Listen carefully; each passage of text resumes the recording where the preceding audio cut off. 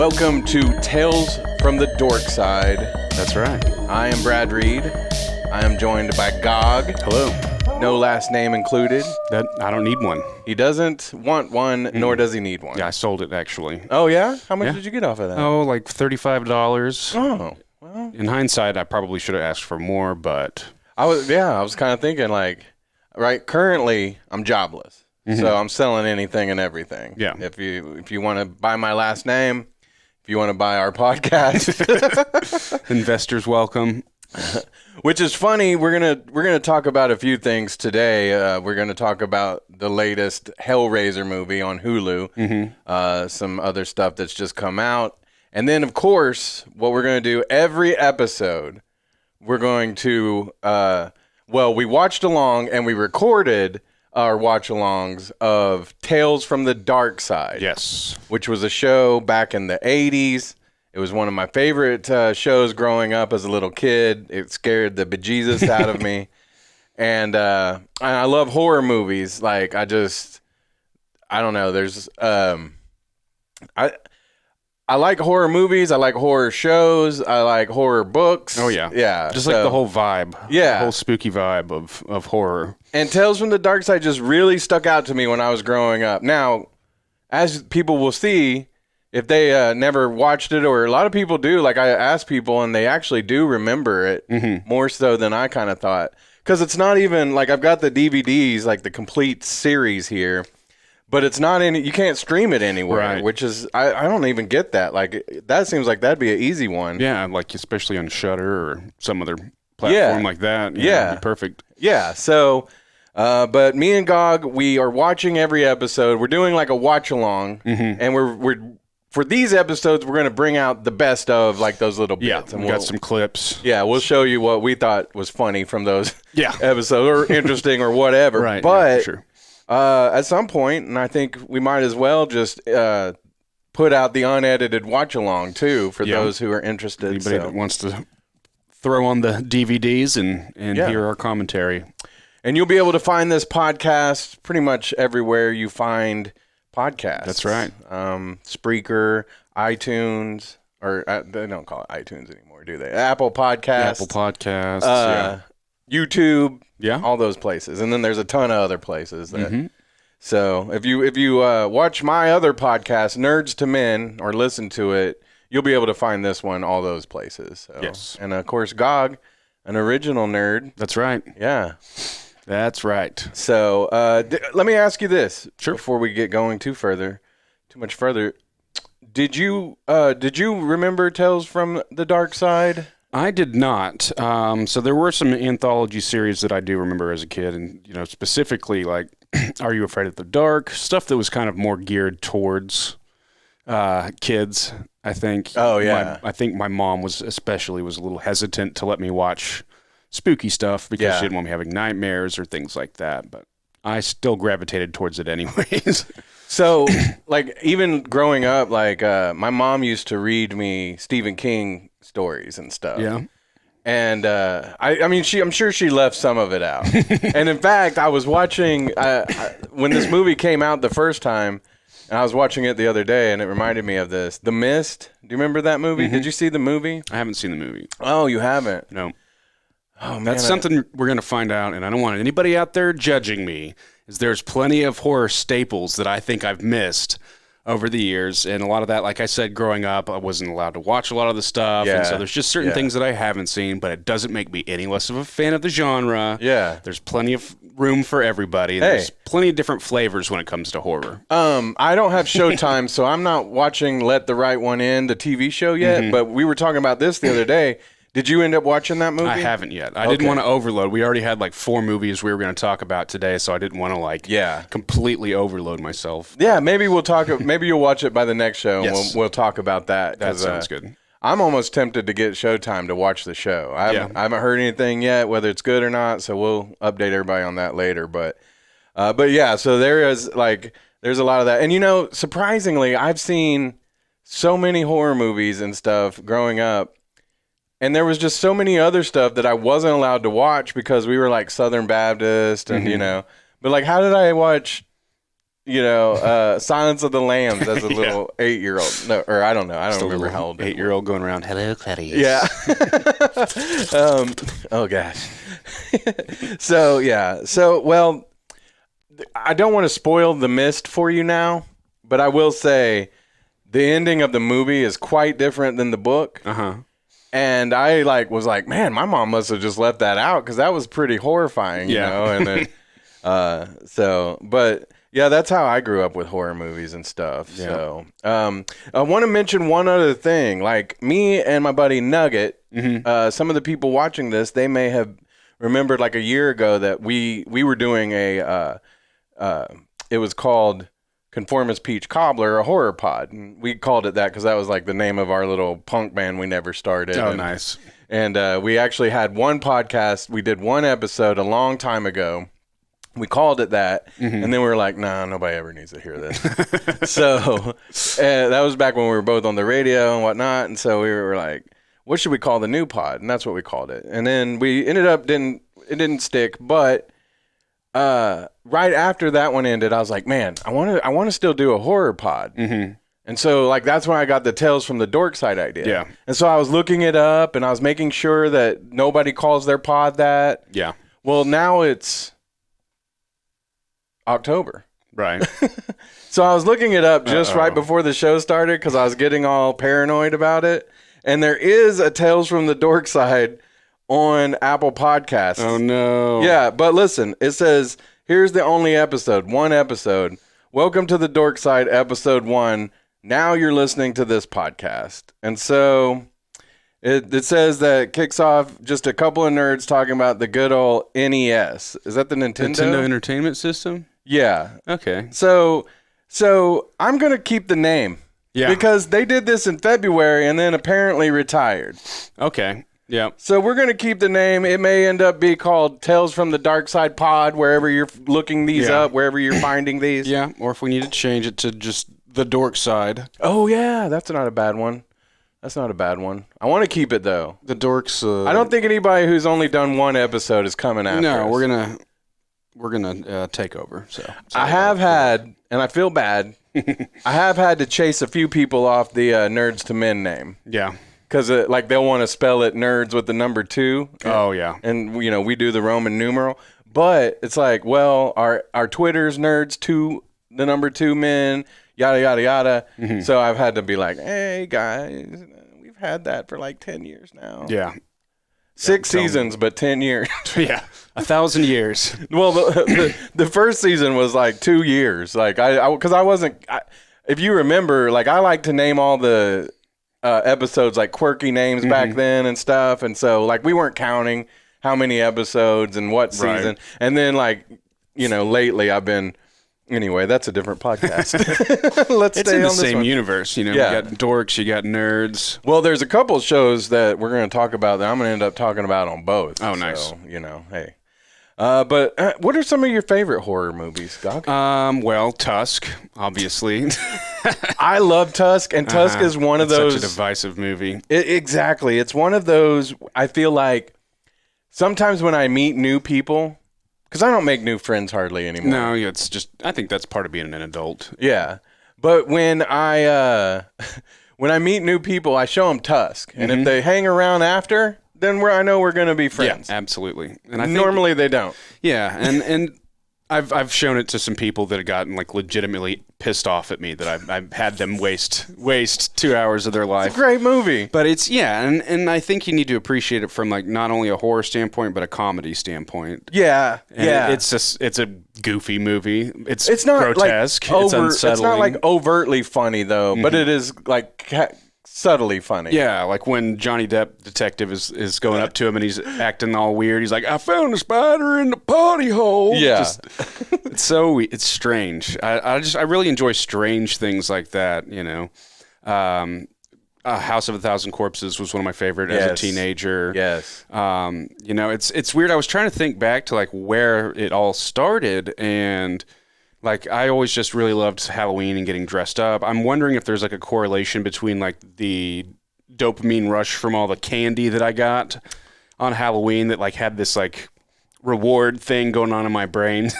I hadn't thought about it like that, but I mean, it's got to have something to do with it. Plus, I mean, the costumes and just like stuff like Beetlejuice and those kind of darker things. I always like as a kid, always like loved that kind of vibe, and that's just something that's never gone away. Like I've always really enjoyed that. Yeah, and see, that's where like I like everything from Tim Burton's like Beetlejuice, where it's like not really horror, but it's macabre. Yes, and it's still like spooky. It's like got that whole vibe about it. But even like Hocus Pocus, I loved that movie as a kid. I haven't watched the second one. I'm probably gonna watch it tonight or something. But I love those. Yeah. I love all that. The one that like as growing up that really really stood out to me. Well, there's a couple, but The Lost Boys. Like anybody who knows me knows that like me and my brothers and my mom used to rent that movie every weekend. Every weekend. And to the point that like at one point, like, because when we were younger, people didn't buy as many movies either. Yeah, you'd go to the Blockbuster. And but check then something out. I was like, Mom, as much money as we've spent renting this movie, we should probably just buy it. Yeah, so we ended up buying it. And Halloween, the first Halloween, that one huge. I love that movie. And there was the others. There was like the Freddys. Yeah. And I wasn't into Freddy as much. I liked Jason, of course. Right. And then Candyman when I was a youngster. Yeah. Candyman was classic. Yes. I did have a little Freddy kick where I got like the box set with all the movies and really kind of got into it. And I like Freddy. Some of them are really bad. Some of them are pretty great, and some of them are just real dumb. And he had an interesting evolution from like the first movie being a little campy, but still like really creepy, and then like just going full camp throughout the series. Kind of like Evil Dead. Yeah, in a way.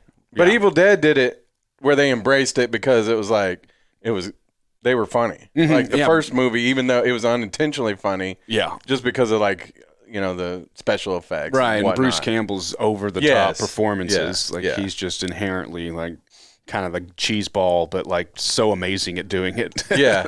I'm kind of glad that, like, when they do things in one movie and then, of course, like, all the other movies got to do it. I'm glad that, like, when Freddy got really big, that it wasn't like, well, let's make Michael Myers a stand-up comedian. Oh, yeah. Real quick, I want to talk about a couple movies that are coming out soon that we're going to talk about. Yeah. Halloween Ends. It's the end. It's supposedly. Until they reboot it. I feel like it's definitely probably the end of the Jamie Lee Curtis era. Yes. Yeah, absolutely. That's kind of what I'm thinking. And that's cool. That's cool. She was, remember H2O? Yeah. I feel like that one wasn't that bad of a movie, but I kind of feel like she should have just ended it there. Yeah.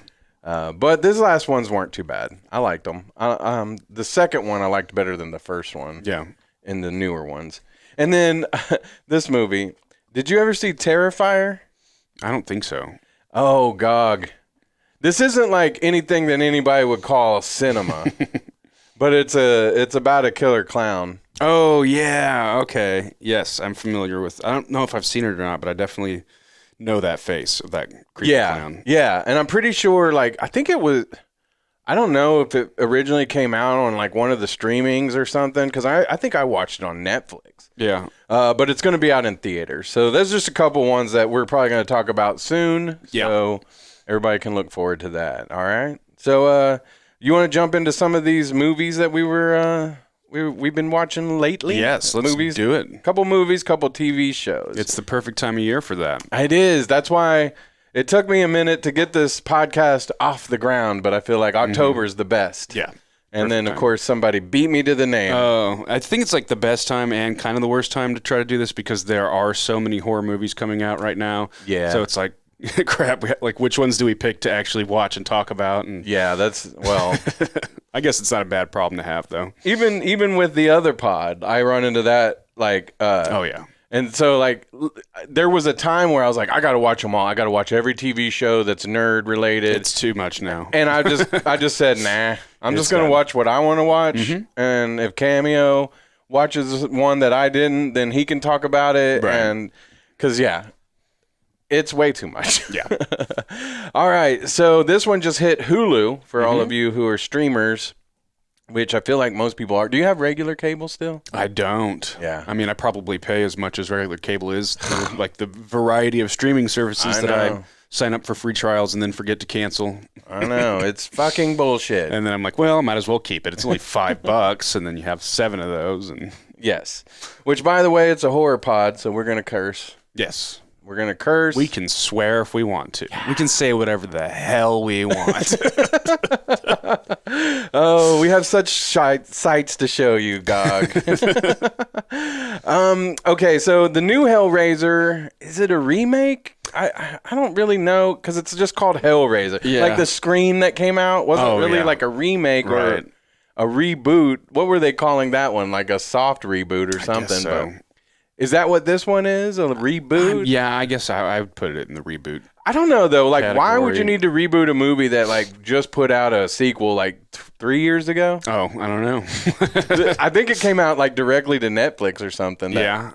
Do you remember I that didn't one? watch I didn't that see one, that but one yeah, I know either. what you're talking about. Well, there's been a whole lot of people talking about this new Hellraiser. Mm-hmm. One of the big things that a lot of people like, I haven't heard anybody complaining about it or anything, but just the new Pinhead is a female. Yeah. To me, watching this movie, female, male, it didn't really make any difference. Well, from what I understand, the original character in the original one was it didn't have a gender. It was just a demon basically. So this one could be genderless. It's just Right. that there's a female playing the role. So I thought that this movie was good. I thought that the first couple acts were a little boring, to be honest. I didn't get it. And then like the third act, it picked up and I was like, okay, this is cool. Right. Yeah, the house was really cool with all like the gadgetry. It kind of reminded me a little bit of like the house in 13 Ghosts. I agree with you. I feel like, not that the story was like terribly, like completely disinteresting, but it just didn't really like stand out in my mind. Like I feel like they could have been a little more stylized with the presentation of it, with these terrifying monsters, which looked incredible, and those were really did look great. good. It kind of looked to me like a Jeff Goldblum's flying around. Yep, that's who that is. It kind of looked to me like American Horror Story. Yeah. Okay. I can see that vibe. It's cool that they used like all practical effects for the most part to do all the suits, which I'm sure was a pain for the people that had to wear them. I think maybe part of my problem is I just got so spoiled with like stuff like Stranger Things that is so incredibly stylized and just looks really, really cool. Yeah. And this was just, this one had more of just kind of your standard horror movie vibe to it, where it like kind of starts out, you're getting to know your cast of characters. They're having whatever problem that's not related, but somehow gets them sucked into the story that's happening. Right. Yeah, I mean, I didn't have any problems with the movie overall. No, I just thought it took, I don't know, it didn't really suck me into the story aspect of it. But then, like I say, by the third act, it was like, there was like a lot more action going on and stuff. So I thought the box was made cool. up with it. Yeah. The box was really cool the way they did that. Now, if you're into like piercings and, what do they call the Dustin Mathis, our buddy Dustin Mathis, with the sideshow, he does that.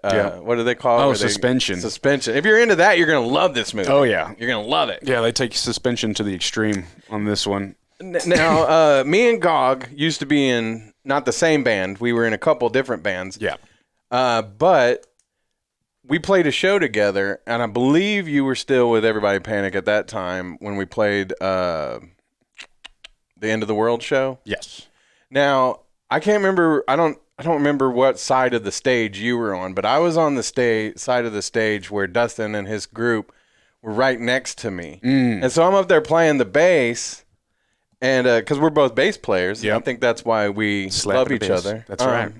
Deep love. Deep. From the 4-string. Yes. But they were doing their suspension right next to me. And like, I have no problems with what they're doing, but it grosses me out. Oh, yeah. It does gross me out. I'm sorry. Like, just like as much as I love horror movies, when I see like people really getting stabbed into and stuff, like I'm like, ugh. Yeah, it's one thing to like sit there and know that, and that's one of the the many things about horror movies that are so great is knowing that it's practical effects and how much work goes into making these realistic, grotesque scenes. Yeah. But it's not like, going on rotten.com and looking at actual images and videos of disgusting things. Rotten.com sponsoring Tales from the Dorkside. That's right. It's coming back in a big way. But yeah, it was distracting. I would imagine so. But this movie reminded me, because like some of them, like I could see this. I could really see this. Like where they had like the piercings with like the pearl ends on them. Mm-hmm. I bet we'll see a lot more people getting those. Oh, yeah. Yep. Mark my words. I mean, I don't know. I don't see as many people like back in the 2000s, like everybody was piercing their faces. Mm-hmm. And, like, I mean, I had two eyebrow piercings on each side. Yep. And I had my nose right here. Oh yeah. Like I pierced my nose once. Yeah. I did it myself. I tried to pierce my eyebrow by myself when I was in high school, and it just bled all into my eye. And I used a stud. And I just pushed it through, and that was the worst pain ever. Oh, I bet. And I think like I left it in overnight. It was throbbing. And then I was like, nah, I'm taking this out. And so, but the funny part of that was years later, my buddy Travis, he's a tattoo artist at No Regrets Tattoo down in the plaza. We both came across the fact that we both pierced our noses in a very failed attempt to look like Lenny Kravitz. Oh, yeah. Well, So I was wondering if that was your inspiration for your nose piercing. Because I don't know why I chose the nose, like, of anything. I think I was just trying to be a little bit contrary to what everybody else in the metal scene was getting. Because it was kind of like a dainty little, cute little stud. Oh, yeah. And I would wear, like, the really tight shirts. Like, I was always trying to be, like, different in my own way in that scene. Wear dresses on stage and... Yes. like Pinhead. Yeah. He wears a dress. Yeah. Now. It's a nice dress. I don't know. Like that's one thing I didn't catch from the movie, but maybe they are supposed to be androgynous still. I think so. So yeah. We shouldn't use the wrong pronouns. It's hard. It's they. They. Yes. All right, cool. Anything else to add to Hellraiser? I thought that honestly, if you're a fan of Hellraiser movies, go watch it. It's cool. It was cool. If you're kind of a casual horror movie fan, you might not like it that much. Yeah. I don't know. I think it's great for this time of year, especially, people that are trying to like get in as much horror movies in this month as possible. It's definitely worthy of like throwing on that list. Yeah. But yeah, I thought, like I said, I think the designs for all the monsters were really cool, and I'm an old man, so I was falling asleep towards it. Yeah. I had to be like, trying to like keep myself awake because you should have pierced your eyes open. Yeah. In keeping with the movie. Just get some toothpicks and stick them in there. Yeah. Perfect. I'll have to remember that for next time. Right on. Okay, let's you mentioned Rob Zombie earlier when we were talking about some of our favorite horror movies. House of a Thousand Corpses, Devil's Rejects. After Devil's Rejects, I feel like some of his movies weren't as good. Yeah. And I don't blame him, though, because I feel like, hey, Rob Zombie's, he's not doing stuff to, like, please the studios or whatever. He's just doing whatever Rob Zombie wants to do. He wanted to make his own Rosemary's Baby, so he made Lords of Salem. Yeah. He wanted to do, like, that was an art film. Yeah. And I liked it. I did too. It just wasn't as great as the others. Yeah, there was something about that House of a Thousand Corpses, like just the vibe of that movie that was so special and like weird, and it being his first major feature film. I felt like he kind of almost captured the vibe of that movie in 31. Yeah, but I just didn't. I mean, 31 was like a long, like just. Journey through a haunted house. Yeah. Well, I don't think it's weird because I feel like with House of a Thousand Corpses, he probably didn't have a huge budget, but it still looked amazing. Yeah. And with 31, it feels like you can tell that it didn't have as big a budget as maybe some of the other, especially like the Halloweens and stuff. It just like the cast and like the way they were all hanging out in the van and it had that 70s vibe, before they got, it felt like kind of like a mix of devils and houses of a thousand, but I didn't love that one. And then what came after that? I know he did like an animated movie I wasn't a huge fan of. And El Super Beasto or whatever it was called. And then he had he did the Halloween movies. Yeah. And I really enjoyed those. A lot of people say they don't. But I really did enjoy those. They were brutal. And they were different. They were there were some things like in the second one, like he would make Michael Myers kind of grunt and kind of be like more human. And it was okay. It was a choice, and I was fine with that. I mean, we have 30 other Halloween movies, so let him do his thing. But then I'm trying to think, is that all of them before we got to 3 from Hell? Let's see. Yeah, I think so.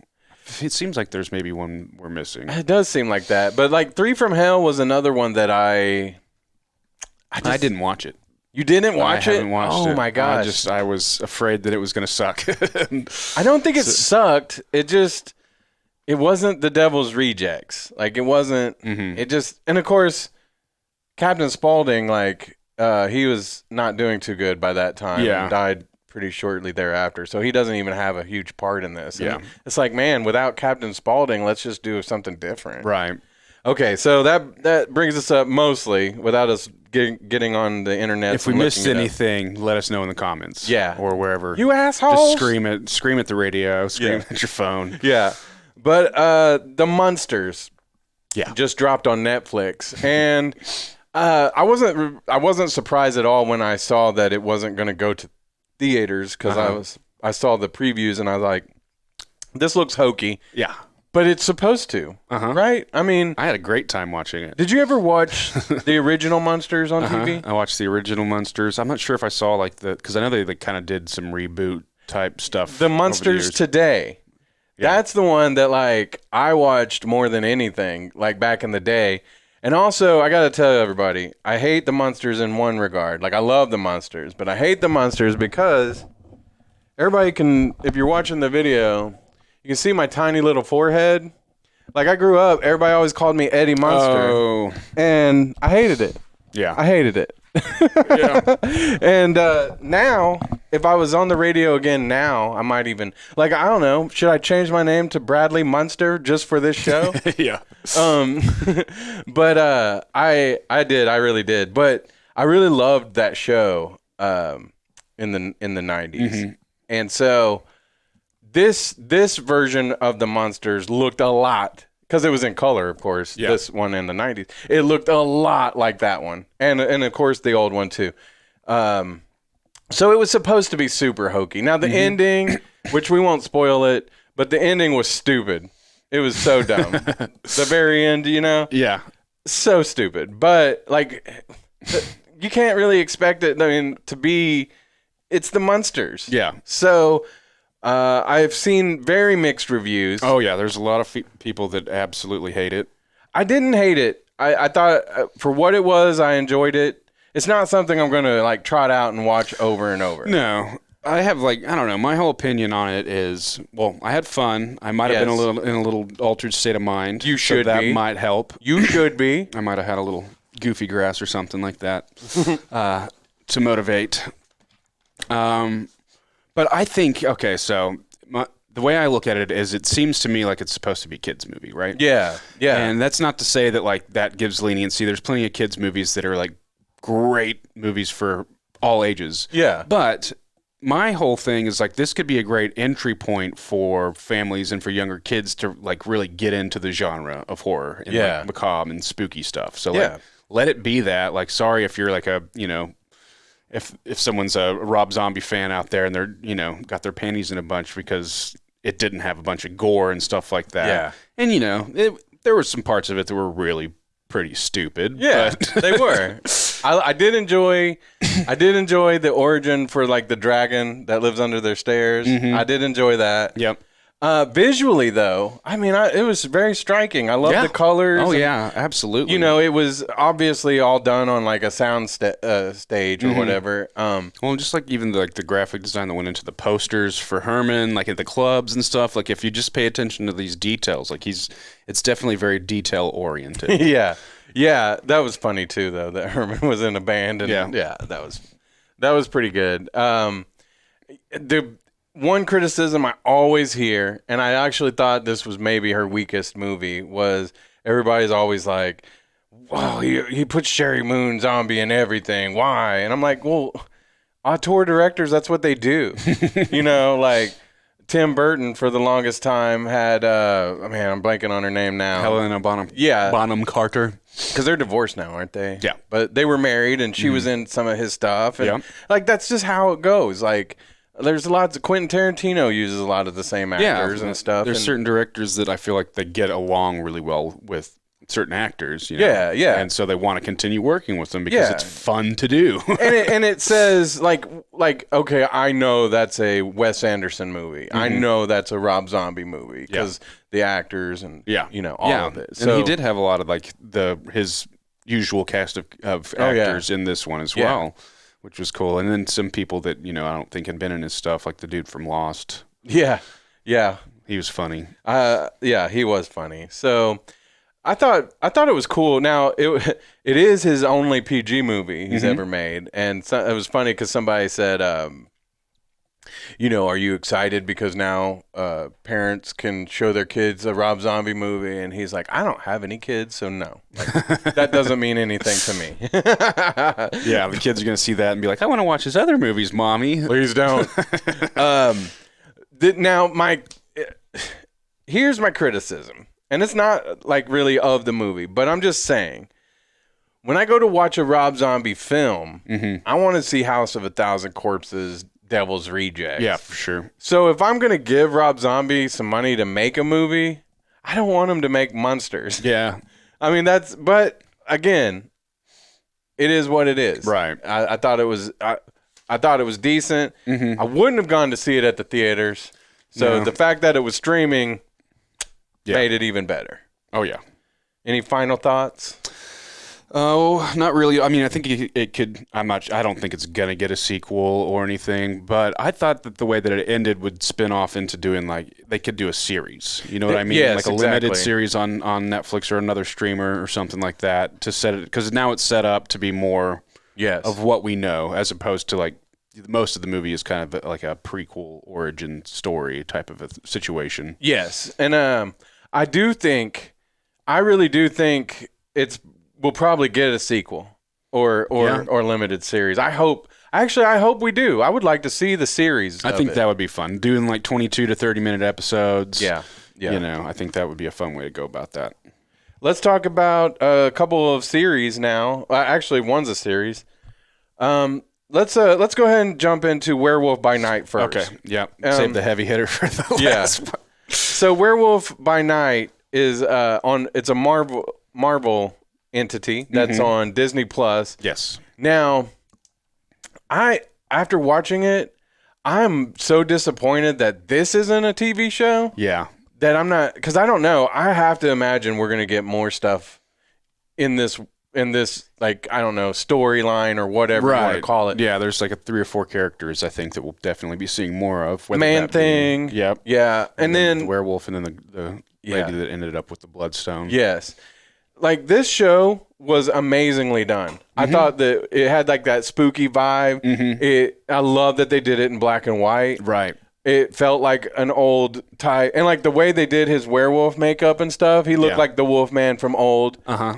The action was really good. The fight sequences were well choreographed. Because I was like, man, this is a Disney Plus show? Yeah. But see, what I think that the reason they were able to kind of get away with some of the gorier parts is because it was in black and white. So it's not like showing red blood, which is such a silly loophole. Like, it's obviously...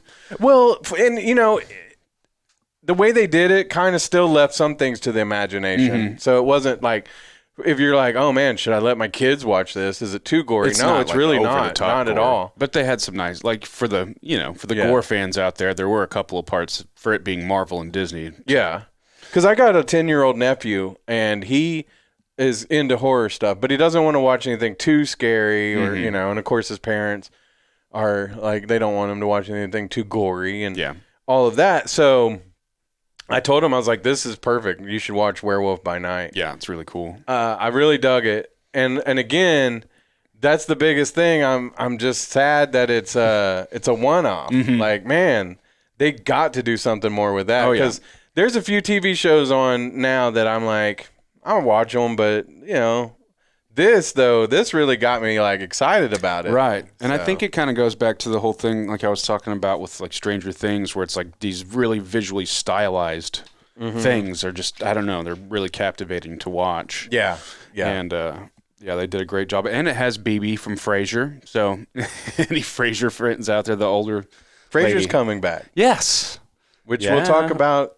We'll do a Frasier pod where we do every episode. Yeah, we'll do the Frasier. So we'll do tossed salad and scrambled eggs, a Frasier podcast. I'm not doing anything called tossed salad with you. Okay, fine. I do love that's a great name, though. Side. Yeah. Were you a big Frasier fan? See, it's funny because I wasn't when it was like popular, but especially during pandemic times, it was one of the shows that I would just put on and binge. It's like having the background, and now it's become one of my favorite shows. It is a good show. It's so funny. It is a good show. Like, I guess if you're a radio guy, you got to watch it. So yeah, Werewolf by Night. Yeah. I think they'll do some more with those characters. It'll be interesting to see if they bring them in with some of the other MCU stuff, or if we'll just get more of this kind of like separate, environment where monsters can kind of thrive. But it was cool. Yeah. Because Cameo, when I was telling him he's got to watch it, that's my other podcast host buddy. He was like, "It's a TV show, right?" And I was like, "No, it's just it's a special. It's not even a movie. It's an hour long. It's kind of like in between." Yeah. So, but hopefully it's just an introduction to more things to come. Yeah. All right. Okay, so we got to talk about this show. Here's a funny thing. I was going back through my texts, looking for some stuff that me and you have been talking about regarding the pod. And when I told you, oh, man, you got to watch Dahmer, it's got Chris Evans. I was like, I looked at that and saw it today, and I was like, wait, no. Yeah. No wonder he never watched it, because if it were like Chris Evans, I'd be like, nah. Yeah, it's an odd casting choice. Evan Peters is what I meant to say, Evan Peters. Evan Peters. And you did watch it. I did. Did you finish it? I did. Okay. I watched the whole thing. And I even watched the Dahmer tapes thing, the documentary thing. But not that came all out of it. Friday. I did watch all of it, yeah. So, yeah, I started to watch a little bit of that, too. I want to start off by this, though. It's October. Halloween's coming. Yeah. I saw a thing on Facebook where they were like warning people, don't go dressed up as Jeffrey Dahmer. And I was like, hey, like, kids aren't going to dress up like Jeffrey Dahmer, No. For one. So unless their parents have a twisted sense of humor. Yeah. And for two, but I could see somebody, I could see me and you going to an adult Halloween party. Yeah. And you in particular dressed up like Jeffrey Dahmer. Nope. No, but maybe I feel like me 10 years ago. Or so when I was more of like a shithead that just liked to mess with people. Yeah. But yeah, no, but okay, but what, other than it is a little bit, I feel like it is a little bit in bad taste because, he really killed people. And it wasn't that long ago. So many people's lives, yeah. Whether it be their families of the victims or even his own family, his existence really just screwed a lot of shit up for people. You don't want to glorify Jeffrey. No. And that was kind of part of my concern in the first few episodes is that it was like trying to make him into a sympathetic character. Yeah. But they got away from that. Yeah, they sure did. They sure did. But I just kind of I wanted to ask you about, do you think that, that's a no-no, don't do it? Because I think it's like, if I saw somebody do it, I'd be like, that's kind of funny. Yeah. I also have a sick sense of humor. Yeah, me too. I mean, so, I wouldn't do it. I wouldn't do it. But I was always fascinated by serial killers growing up. And I think my perspective on that has changed as I've gotten older, because when I was young, especially teenagers, I was like, serial killers are cool. And now I'm like, no, these are really shitty, awful pieces of shit. Yes. But it's the psychology of why it happens is that's what's fascinating. That's exactly why I feel like, because if you go into my library, I've got a few serial killer books and stuff like that, and me and my friend, who's your favorite serial killer? Of course mine is the Zodiac. But when I say my favorite, it's just we don't even know who he is, and that's a big part of it. Like, yeah, it's like the mystery of the whole thing. The story of this person's life, not like he's my favorite. Like he's a cool guy. Yeah, yeah. Like who could you hang out with at a party? Like, oh, the Zodiac sounds good. Yeah. Actually, though, he does sound good because like we could ghost everybody because nobody knows who he is anyway. Like if I come with Ted Bundy, everybody's gonna be like, oh, he's gonna be like trying to do all this Republican recruiting, and you got John Wayne Gacy like looking at the bathrooms and seeing what kind of countertops they have, and but it really has to do with the psychology of it. Yes. And being interested in that part of it. Like even to the point like where when I was young, like I wanted to be like the FBI guy who would go after those, like the Mindhunter series. Yeah, exactly. Yeah. And until I found marijuana, that was my goal. But then I found marijuana, and it was like, it's just easier to watch shows about them. Yeah, it's like I can't get that kind of job and do this. Yeah. So that because somebody commented on my Facebook, a friend of mine named Whit, and he was like, I don't get the worshiping of the serial killers. And I was like, okay, well, I don't feel like I worship these guys at all. And gals, I mean, there's not very many, but not at all. It's just interesting in the psychology of it. Right. And of course, it's just so out of the norm. Like if there were serial killers like all the time, whatever. Right. I don't know. There might not be a very big population, but yeah. But you know what I'm saying? Yeah. Like it's just so out of the norm that that's what makes it interesting. Well, I mean, it's human nature. I think like in the Roman times, they would be like, "What are you going to do this weekend?" It's like, well, they're going to murder a bunch of people with tigers. Want to go check that shit out? Like, I just think that's for whatever reason. Like I couldn't tell you why, but ingrained in just human curiosity is like there's a morbid side to that. Yeah, that is true. That is very true. That is very true. So I'm not saying that there aren't people out there, because I mean, in the show, they show once he's in prison, like people are writing him letters and sending him money, and so the people do that with like Charles Manson too. There are people that like legitimately like look up to these. Which is disgusting in my opinion. I think that those people feel marginalized in some regard, and they don't truly. I'm just speaking out of my butt here, though. But I feel like they probably didn't sit down and really think about, like, okay, Jeffrey Dahmer would probably eat you. Yeah. He probably wouldn't want to be your friend because he doesn't have that, like, thing in his head like everybody else does, to where, so... like if you're like, all right, that was fun, I'm gonna go now, and he's like, no, you're not. Yeah. Well, that was the big thing, is he didn't want people to leave. He didn't want to be alone, and that's in his twisted mind kind of what led to the behavior. Exactly. And so I feel like those people just aren't thinking it through, that worship these types of people, or they're teenagers and they stupid. Exactly. Because like there was a time where I probably would have worn a Charles Manson shirt. Yeah. But only because... Or put the X on your forehead. Nah, I probably wouldn't have done that. But I might have worn... Like, I didn't, but I probably would have worn a Charles Manson shirt when I was a younger guy. Yeah. Just for the shock of it. Oh, yeah. I had a shirt that had Hitler on it, and his brains getting blown out, and it said, "Follow your leader" underneath it. Oh, God. And that was one of my favorite shirts to wear. Yeah. But now that we're at a certain age, I probably wouldn't wear a Charles Manson shirt. No, I wouldn't either. And, it's just, I think a big part of it is also I've done a lot more research into these, whether it be other podcasts or documentary series, and kind of getting a better understanding of, like, these are just bad people. Like, they might be interesting. Their stories are definitely compelling, but at the end of the day, they're just bad people. Right. Like, there's plenty of people that have had childhood trauma that don't go on to murder and eat. People. Yeah.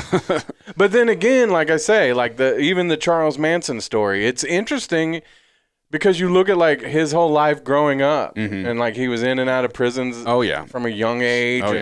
And it's just like, you get into that whole question of, were these people created? Were they always missing something? Are they evil? Are they crazy? There's just so much there. And then that's where I come from with it.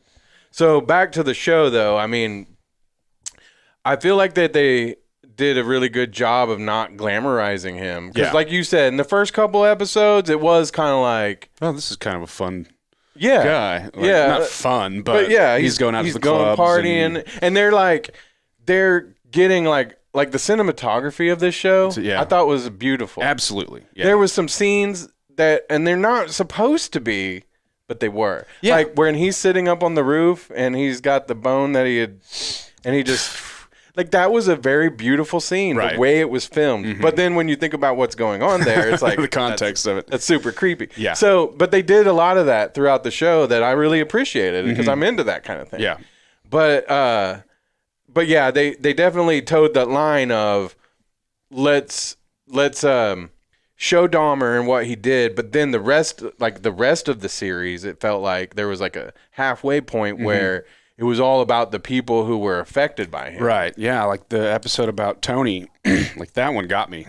Yeah. That was a pretty emotional episode. Yeah. Just felt like or Niecy Nash's character. Yeah. Which, by the way, I was like, who is... I can't recognize her, but she's from Reno 911. Yeah.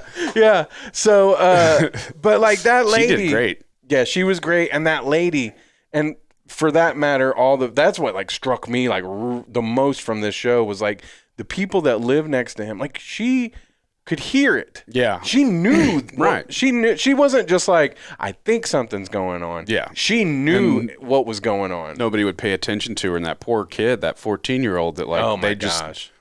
The cops brought him back in. Like that was, and that was another good thing about this show, I think, is it opened kind of a perspective about like how everything was back then. Yeah. And sadly, like some of the issues we're still dealing with nowadays. Yeah.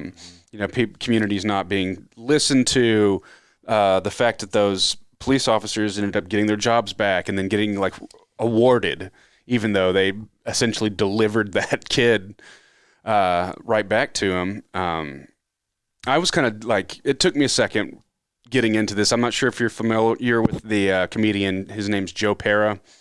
He's got like a really dry sense of humor, and he had a show on, but he talks like Evan Peters' interpretation sounds exactly like Joe Pera. Oh yeah. So for me, like at first I was like, oh no, like I'm not going to be able to take this seriously.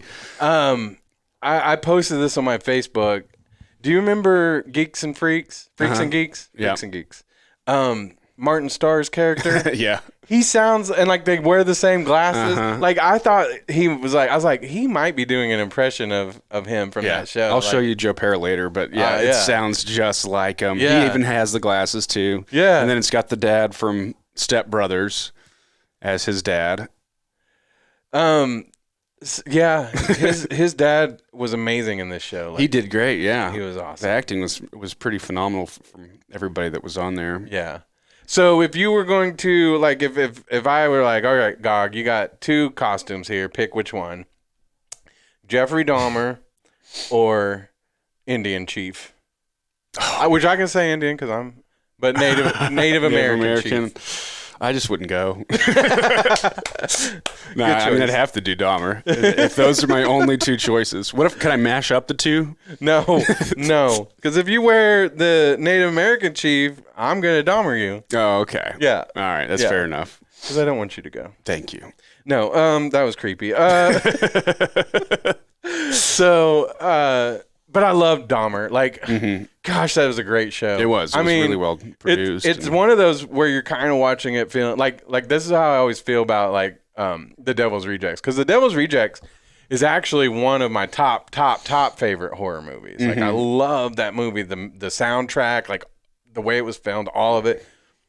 Dahmer was kind of like that, where I'm like, I feel bad that I love this so much. It's like it's unsettling, but it's really captivating. And Evan Peters, I mean, I like everything he's done.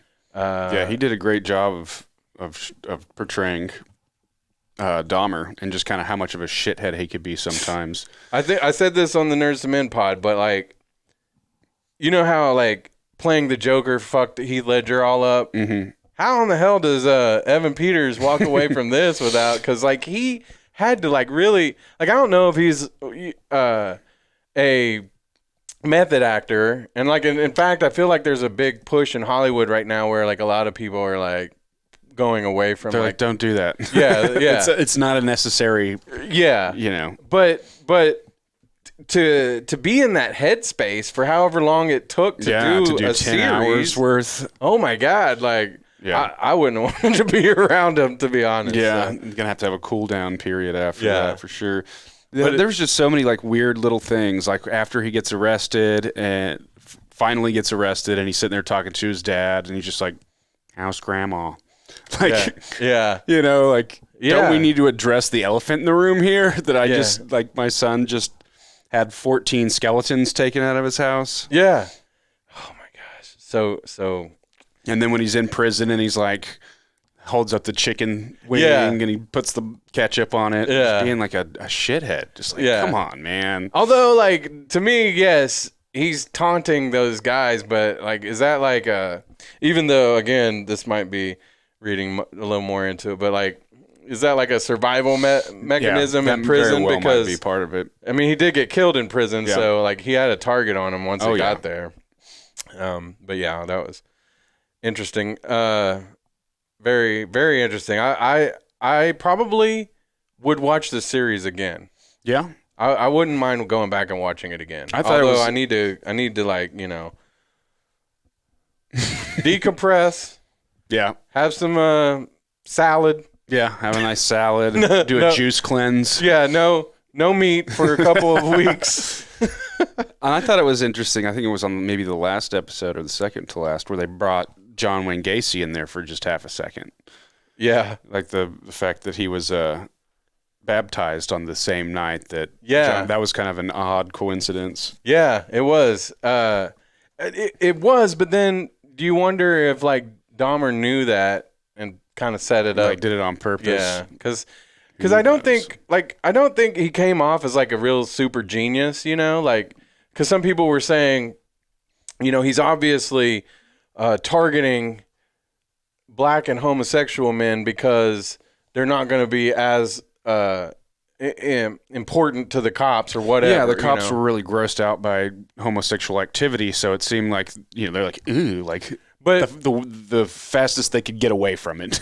But did Dahmer really come off as an evil genius that he was like, I'm going to move to this side of town or whatever? I think it was or was it just circumstantial? Yeah. I think so too. And it was just like the perfect storm to create this situation. It was like it wasn't that he had like he planned this out. It's that he realized once he was in it, like, oh, like I can do this. He was very good at kind of like adapting to his environment and the situations that he was in. I agree with that.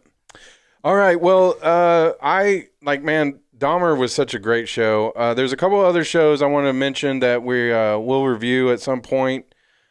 Did you ever catch season 1 of Chucky? I know that it's streaming on the Peacock network at one point. So do you have that one? There's a new season coming out, isn't there? Yeah, it just started. Okay. Yeah, I've got Peacock. You got to check out the first season of Chucky because I'd like to. But the second season won't come out on Peacock till it's all done. Oh, okay. So we're not going to be too like topical on it, but we can still kind of review it. But I really, really enjoyed season 1. Okay. Like, really did. Did you see the last movie they did? With Aubrey Plaza? I didn't see that one. It was okay. It was all right, but this season 1 was like a return to form Chucky. Like, it was amazing. Nice. So I'm really looking forward to season 2. And then there's there was one other that I was just thinking about.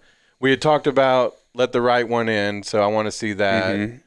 Which is, I didn't know that they were making a series out of that, and I'm kind of iffy about it. Yeah, like the movie is so good, and there's 2 versions. There's the I think it's a Swedish movie originally. Yeah, and I saw that one. I think that one came out in maybe like 2008 or so, and then they did like an American version with Chloe Grace Moretz or whatever her name is.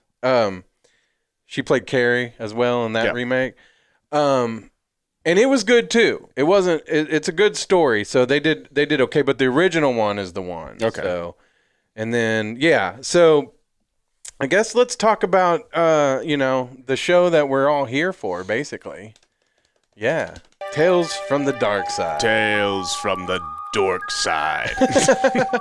Now, I think I mentioned this somewhere, but like literally, because I was a young kid, Yeah. like literally 5 or 6 when this show came out.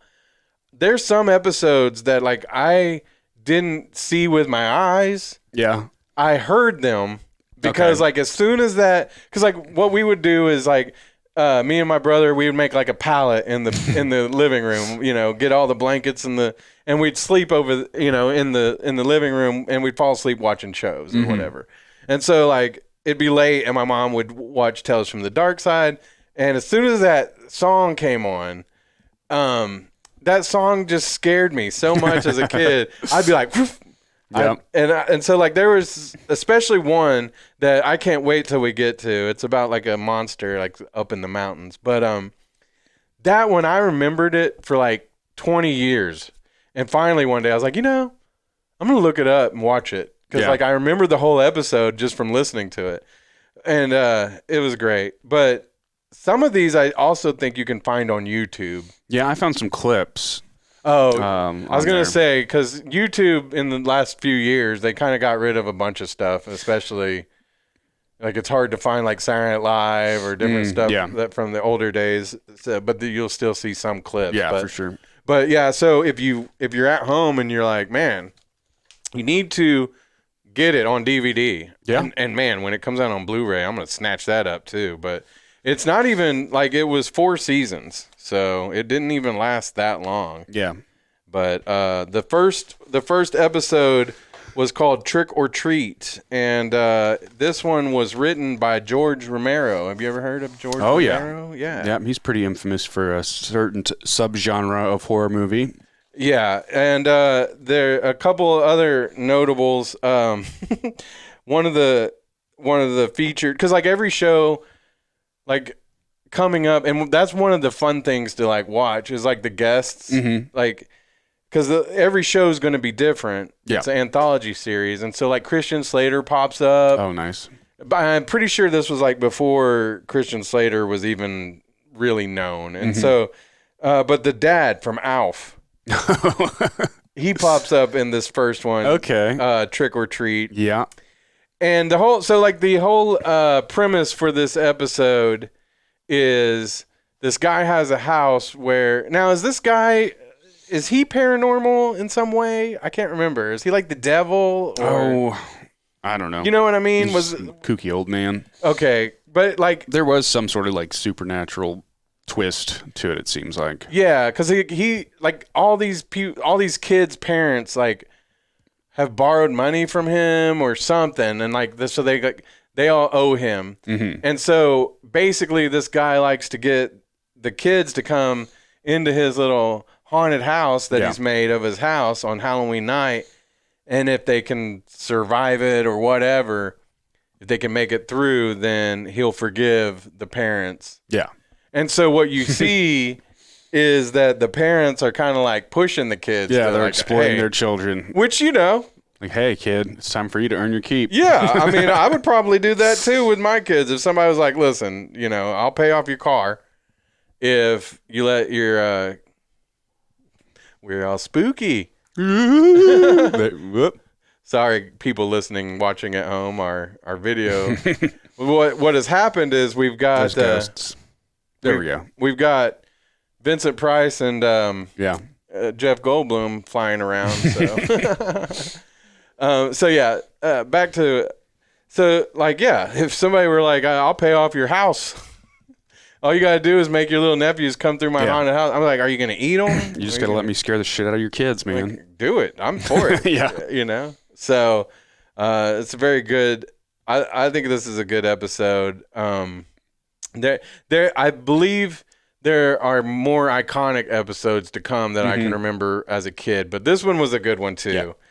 And again, written by George A. Romero, and not really like, I don't know. Could you see his influence on it so much? It's hard to tell. I didn't feel like it was like, oh yeah, that seems like a, Night of the Living Dead type thing or anything like that. But yeah, but it seemed like it's probably just them having a lot of fun making something spooky for TV. So we do have some, which, like I say, we will. I mean, I even think like maybe after each episode where we do this, we should go ahead and release like the addendum. Episode 1.5 where it's the full watch along. Okay. And it'll be unedited, so there might be times where we're like, just watching it for a second. So. Yeah, I combed through it, and there's some dead space. Yeah.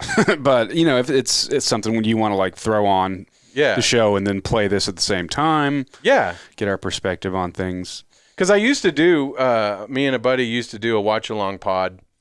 And when we do horror movies, people would comment and they'd say, I really enjoy this because like I don't really love to watch horror movies by myself. Makes sense. And they would say that when they turned it on, it felt like, they weren't really by themselves. So if you need a buddy. So we might do some more, watch alongs as we go too. Cool. But Gog was, gracious enough to go through and get us some best ofs. Oh, yeah. And we're going to play those for you right now. Tales from the Dorkside. Gog, I used to watch this show growing up.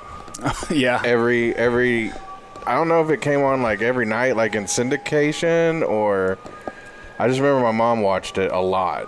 Yeah, I'm getting kind of like a Goosebumps vibe so far. Yeah. Anytime this music came on, like I knew it was shit your pants time. Yeah. I want to see what that guy actually looks like that did the voice for this. The Darkside. He probably has no idea how much he creeped me out growing up. Like, I owe all my creepiness to that guy. Yeah. I was always drawn to creepier stuff growing up. Oh, yeah. Like, do you remember the Lost Boys? Oh, yeah. That's the grandpa. Really? Yeah. You know the rule about taking the car out and bringing it without filling it up with gas?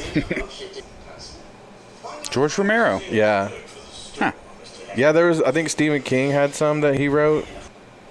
Look at those eyebrows. I know.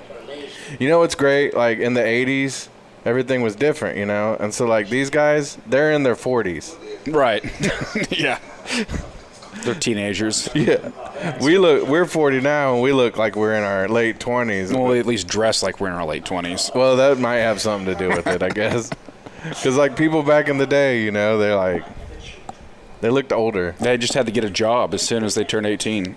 They probably didn't stay inside as much as we do, too. Like, they were probably outside doing stuff. But look at that guy. He looks good for 40. I'd say so. It's funny because, like, it almost looks like a soap opera the way it's shot. Yeah. It's my lucky penny. That's as close to town as I like to get. It's crazy. Like, we could film stuff that is this good ourselves now. I know, with my phone. I've filmed stuff that looks way better than this with my phone. I think all these episodes are pretty, I think they're like 30 minutes. They're not very long. It's easy to binge. Yeah. Why does that boy look so pissed off at the old man? I mean, that guy's scary looking, right? He's kind of a kook. It's like, don't touch me. You're all in my personal bubble, man. Yeah. Can't get away with that nowadays. And I bet he's got terrible breath. Mm-hmm. Coffee breath. Pumpkin breath. Yeah. IOU breath. Yeah. Would you like a Werther's an original, little guy? Is there anything aside from Werther's original? Like, it's the original. Is there, like, copycat The flavor? Werther's that came after? Yeah. The reboot? Yeah, I don't know. I never saw, like, Werther's new Neo or anything. 2.0. There's sugar-free Werther's. Those are pretty good. But I mean, tell me that guy doesn't smell like nasty coffee breath, cigarette smoke, and Werther's. Yep. This is the first time you've ever seen any of these. That's right. Brand new. And, some of the episodes, they are a little bit more scary. Some of them are kind of slow. Some of them, even, like, it might just be one actor the whole show doing, like, a weird kind of monologue thing. Yeah. They definitely had some filler episodes, but they ran out of ideas. But it's a great show. There's definitely some classic ones that we'll get to, and I'm really excited to talk about those. Yeah. Well, I'm excited to watch. Is it just like getting ready to scare everyone? Yeah, like this guy takes Halloween a little too serious. Yeah. Those are the creepier guys. I know. Like, I enjoy Halloween, and I Yeah. like spooky things, but Yeah. some folks get a little bit too into it. Yeah. I'm not just so giddy because I want all the little kiddos to come over to my door. In fact, I love Halloween, but, like, I'd rather the kids didn't come to my door. Yeah. Stay away. It's like, I just want to scare the shit out of all these little kids. Yeah. But that's what's great, because he was lovable, like in the Lost Boys, but in this, he's kind of creepy old man vibe. Is he podcasting? Yeah. This is actually the first podcast. Nice. That's how I started podcasting, with a Giant tube that killed at children outside of your house. yeah. Well, not the children. We already discussed that. I was get the hell off my yard. Why is that lady just going to let her child go into that house? Yeah, I wouldn't let anybody go into a house. I'd be like, grab that candy and run, Yep. kid. Yep, too much. I just want to do the trick or treat, give my Yeah. candy, and I'm out. And definitely this is the 80s, because nobody's going to let their kid go into nobody's house No. anymore. Times have definitely changed. Without a mask, anyway. Yeah. Chin diapers. But he's taking a little too much joy Yeah. in Loves it. the terror of the child, you know? Like, maybe he's like an energy vampire or something. Yeah. And he's pissed. This kid is pissed because look at his costume. They're like, we don't have money for a costume. Yeah. You just need to draw a mustache on your face. He's like, but Mom, Sorry, Billy. everybody's dressing up like gremlins and Ghostbusters and, Well, you're going to be a 1920s villain with a curly mustache. yeah, cat burglar. Oh, So that's how nice. that works. Yeah. But see, and like I say, the times have changed, because even if the kids did go in your doorway for all this, they'd be smashing something and taking your stuff, or Yeah. these kids are rude now. You'd be doing a TikTok dance and looking for your Nintendo Switch. Okay, so what they're doing is like, if your child can find the IOUs that you owe me, then does that erase your debt? Oh, okay. I think maybe that's what's going on. That's why the parents are like, you get in there, Timmy. You do my bidding so that we're not in debt anymore, kid. I made terrible choices, and now it's your I'm responsibility. going to make one more. It's ghosts, okay? I feel like this guy, like, this is his Christmas. Yeah. Every year. He's like, ha, can't wait till the Yeah. kids come. He starts planning like the next day for Yeah. the following year. Starts installing his, like, what's he looking through? His Spyglass. His spyglass Periscope. that goes all the way to the front door. Well, it's weird because he's looking through it as though he's watching the kid, but it seems like it would just be stationary. Yeah. You know what I mean? Like, Yeah. So I'm guessing, like, what the hell's going on there? it's getting turned around on him now. huh? Okay. Little plot twist for you. Yeah. Hello. Like, hell no, lady. Not you, anyway. No. I could see like being a little kid, that being scary as shit. Yeah, that would be creepy. Now it's not. It's really, oh, she's floating. There she goes. Witches, though, when I was young, like, did you ever, like, hear the story, like, the Bell Witch or whatever? The Bell Witch. Yeah. That sounds familiar. Like, she terrorized, like, these people in this town or whatever in, like, New England or something. But I remember reading about it in some of those scary books I read as a kid. Yeah. And I think it was even, like, for kids. But that shit kept me up at night, thinking that the Bell Witch was just going to be out there killing people. Yeah. So, and again, like, this, I think I was probably only, like, 4 or 5 when I first started watching this show. Yeah. So, yeah, that... Is that a pirate ghost? Pirate ghosts. My IOUs, my money. It's not even real money. Yeah. It's an IOU. You're playing with my emotions. It's like letting somebody borrow a DVD and expecting to get it back eventually. That's pretty cool. Yeah. Yeah, like, it's like they saved all the really cool stuff that they were spending their money on for the end. Yeah. Yeah, the love of money. That's the root of all evil. That's what's up here. That's the moral of the story. He was getting his jollies on the fear of young kids using their parents against it. Mm-hmm. And now he's crawling into a giant vagina. Yep. The devil's vagina. That was the alternate title for this one. Yeah. Network executives were like, I don't know. Listen, young Rob Zombie, we can't call it that. Yeah. You can't come in because your costume is terrible. It's like Charlie Bucket. He's got the golden ticket. Yeah.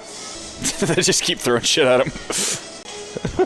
That's an odd interaction with a witch, though. Usually, they're putting you in their cauldron to eat you, or not giving you. Borrowing a toe or little finger. Yeah. Here lies Gideon Hackles. Was that the old man's name? Yeah, I think it was. Yeah. Nice. Yeah, and see, there's that music. When that music starts or when it's over, and I was a child, that was time to put the blanket over my head. And like the show, like sometimes, like that show it was cool. Was it scary? I don't know. It wasn't all that scary, no. Yeah. But it was just one of those things where, as a younger kid, it was pretty creepy. Right. So It's got a nice spookiness to it. Yeah. That was pretty funny. Yeah, that was. Yeah, so that was fun. One of the fun things about going back and listening to the watch-alongs is we're just kind of riffing. Some of it's we're commenting on, like seriously commenting on the episode, and a lot of it's just us kind of goofing off. And that's one of the fun things about this genre, too, is, it can be grotesque, it can be a lot of things, but, it can also be really funny, too. Well, I don't want to necessarily like spoil upcoming episodes, but we definitely will spend time talking about them more. But there was like a few, like you said you did watch it when you were younger. Do you remember the one where they lure in like the hitchhiker or whatever, and they get her like into their hot tub? And they start like cutting up vegetables into the hot tub, like a and you're stew. like, yeah, like that one. Like I feel like everybody, or a lot more people, remember that one just because it was so creepy and stuff like that. So definitely, as our seasons go, and we may even, I don't know. I feel like we should do like each episode should be like one episode. That way we can stretch it out a little. Yeah, for sure. Yeah. And then once we run out of episodes of this show, then we can move on to the next anthology series. Yeah. Well, we have to change our name though. Yep, we have to change the name with each series that we're watching. That sucks. So.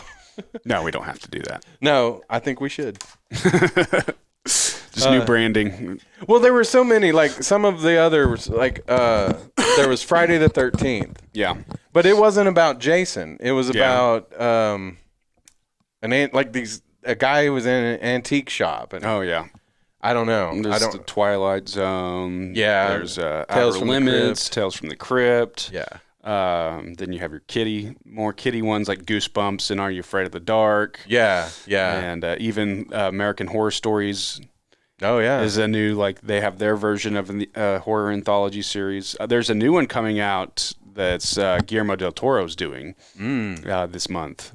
I think it's like Guillermo del Toro's Cabinet of Curiosities, and each episode has a different director. And the trailer looks really cool for that. Do you remember Munsters? No. I do think that one might be on Amazon Prime. But it was one that was generally different kind of monsters and stuff. And but see, like, I feel like back in the day, like, this is why I love these old ones.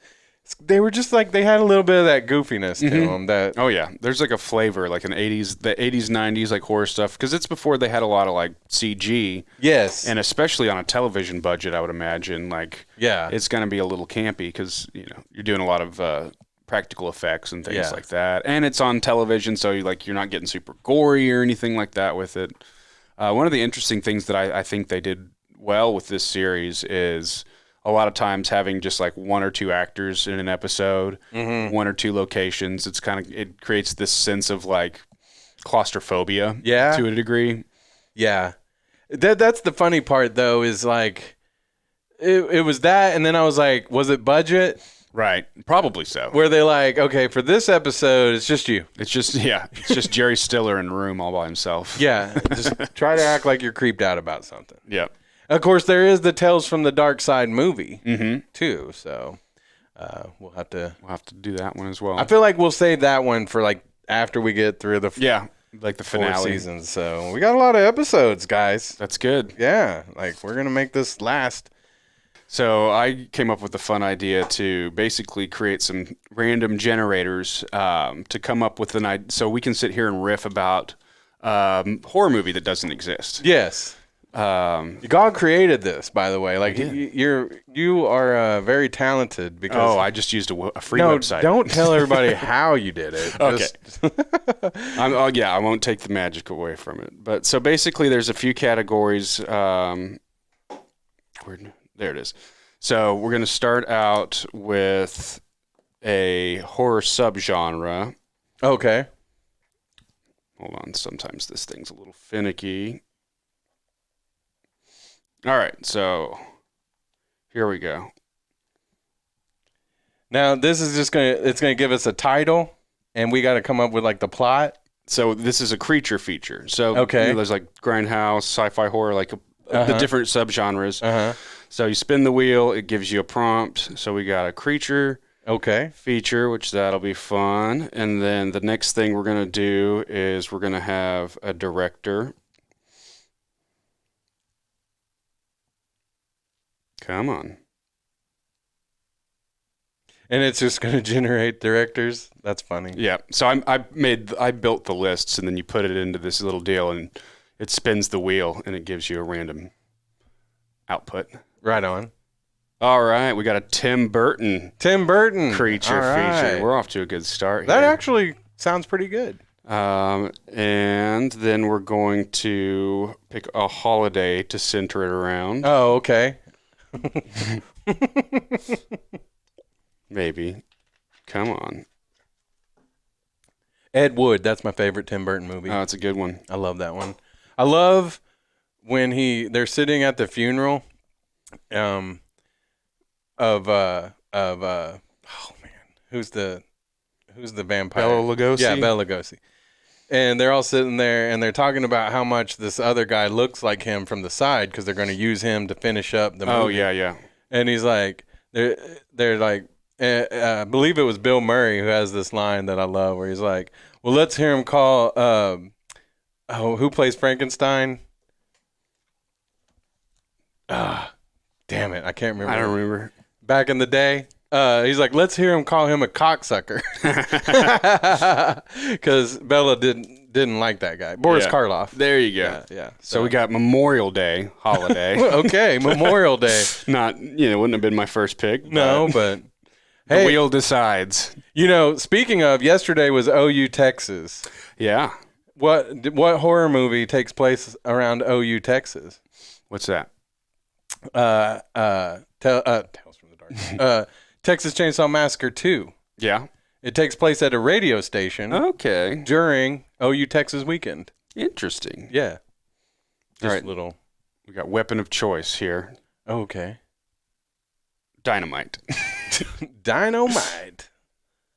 And then the last piece of the puzzle is I've got a wheel with actors and actresses, and we're going to do 3 spins on that wheel, and then that will inform us on the ingredients, and then we have to come up with a synopsis. Okay. Oh, I should have added Norman Reedus onto this. But. All right, actor number 1, Elizabeth Banks. Okay.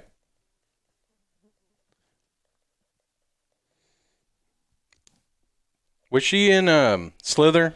She was in the Power Rangers movie. Did you ever see Slither? Mike Tyson. Oh my goodness. I love it already. I don't think so. Oh, that's another one you got to watch. It was James Gunn made that movie.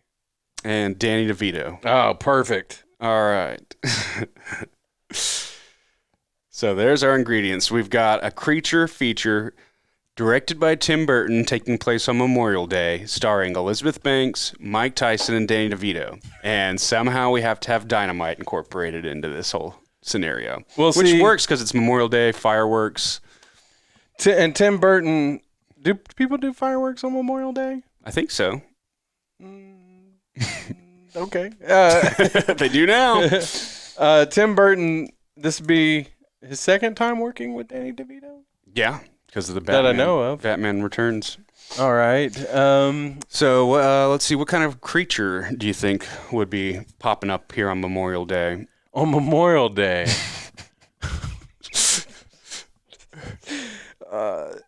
People go to the lake. Yeah, let's go with Lake monster. Let's go, yeah. Like a swamp thing kind of a deal. Or I was thinking like maybe like a Bigfoot. Okay. What if there's like a Bigfoot and a water? There's like a land and a water. Like what if he's a Bigfoot but he skis on water? Okay. So it's like Bigfoot played by Danny DeVito. Yes. Trying to blend in with all of the tourists on Memorial Day weekend. Uh-huh. All right, so. And he drives a pontoon boat, but the pontoons are made of dynamite. Okay. So are Mike Tyson and what's the relationship between Mike Tyson and Elizabeth Banks here? They are lovers. They're lovers, obviously. Who are trying to get away. Yeah, their marriage is on the rocks. Yes. Okay, so they show up to the lake on Memorial Day. Yes. Maybe they're meeting up with a group of friends kind of reluctantly. Yeah, and like I feel like Mike Tyson is playing himself. Okay. He just plays Mike Tyson. Yeah, and Elizabeth Banks' character is like he's just been knocked out. He's like on a losing streak, and she wants him to quit boxing. Okay. And he doesn't want to quit boxing Yeah. because that's all he knows. Right. And, so she's trying to get him away to like clear his head, let his concussions, clear up. Get some fresh air. Yeah. And so they're swimming nude at dusk Okay. on Memorial Day when all of a sudden they're approached by the Danny DeVito lake monster. On his like jet skis Yeah. He's on the back of his pontoon boat. Yeah. But he's on skis for some reason. Yeah. And, so he's trying to lure them onto the boat. Mm-hmm. Mike Tyson, as smart as he is, he's a little bit more like, I don't think so. I don't know. This guy seems kind of weird. But Elizabeth Banks is like, I think this would be good for us. Like, we need to be more spontaneous. Yes. And this guy seems fun. He's kind of attractive in his own weird, goblin-y, hairy, Danny DeVito way. Okay, so now is it like a full-size Bigfoot with Danny DeVito's face like motion captured on it, or is it just a little Bigfoot? When he gets wet, he turns into a Bigfoot. Okay. A bigger Bigfoot. So it's kind of like a Gremlins type of thing. Yes. So when he's on land, he's short. Yes. But then that's like when he's on the skis, like he's not tall yet. But then if he wipes out. Yeah. He turns into Bigfoot Danny DeVito. And it's Tim Burton. So I'm thinking like you're getting kind of the suburby, like Edward Scissorhands suburban vibe. Yeah. Maybe for like the picnics and like the whole like. But it's always overcast. Yeah. And then it like once night comes, you get more of that like kind of spooky like Corpse Bride style to it. Sleepy Hollow. Mm-hmm. Yeah. Maybe everybody's eyes are like CG'd to be just a little bit bigger than they actually are. Yeah.